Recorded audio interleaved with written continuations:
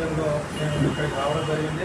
ఎందుకంటే వాళ్ళు చేసే పనులు చాలా శుభదాయకంగా ఉన్నాయి. అనాథ పిల్లలకైతే ఎవరైతే అనాథ పిల్లలు ఉన్నారో వారికి సౌకర్యాలు కల్పించుకుంటూ మరి వారి సొంతగా ఏ ప్రభుత్వం నుండి కానీ మరి వేరే దేని ఫండ్ నుండి కానీ ఆశించకుండా ఆయన స్వచ్ఛందంగా చేస్తున్న వారి బృందానికి పేరు పేరున ధన్యవాదాలు తెలియజేసుకుంటున్నట్టు మరి ముఖ్యంగా ఎందుకంటే ఎవరైతే అనాథ పిల్లలు వికలాంగులు అదేవిధంగా వృద్ధులు వీరందరూ ఉన్నారో వాళ్ళ ఎడ్యుకేషన్ పర్పస్ కానివ్వండి మరి ఇంకో రకంగా కానివ్వండి వాళ్ళ హెల్త్ పరంగా కానివ్వండి మొన్నటికి మొన్న మరి చాలా మార్పుల ప్రాంతాలకు వెళ్ళి వారికి కరెంటు లేదని బాధపడడం మరి వారికి దోమలు కొడితే దోమ ధరలు మరి డొనేషన్ చేసేవారు కావాలనడం మరి నిజంగా శుభసూచకం.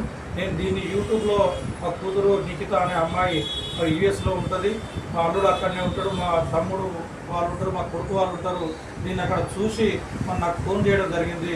ఫోన్ చేయడంతో నేను ఇమ్మీడియట్గా మరి యొక్క డైరెక్టర్ అయినా మరి వీరికి ఫోన్ చేసి మరి మీది ఎక్కడుంది చారిటబుల్ ట్రస్ట్ నేను సందర్శిస్తా, మా పిల్లలు కూడా డొనేట్ చేస్తాట అని చెప్పడం జరిగింది. నేను కాటారం మాజీ సర్పంచ్ మరియు మాజీ ఎంపీటీసీ టీఆర్ఎస్ పార్టీ మండలాధ్యక్షుడు నేను ఇప్పుడు వస్తాను కాబట్టి నా వంతు సాయంగా ఖచ్చితంగా భూపాలపల్లి జిల్లాలో మరి వారి చారిటబుల్ ట్రస్ట్ ఖచ్చితంగా సహాయం చేసుకుంటూ దీన్నే ఇదే కాకుండా యూఎస్లో ఉన్న వాళ్ళను ఇంకా ఎంకరేజ్ చేసుకుంటూ మరి యొక్క అనాథ ఆశ్రయానికి విజిట్ చేసే విధంగా మరి సేవ చేసే విధంగా స్వచ్ఛందంగా మా యొక్క కూతురైన నిఖిత గారు మరి ముందుకు రావడం మరి వారు నాకు ఫోన్ చేయడం నేను సార్ను అప్రోచ్ కావడం నిజంగా ఇప్పుడు చూస్తే నాకు చాలా ఆనందంగా ఉంది.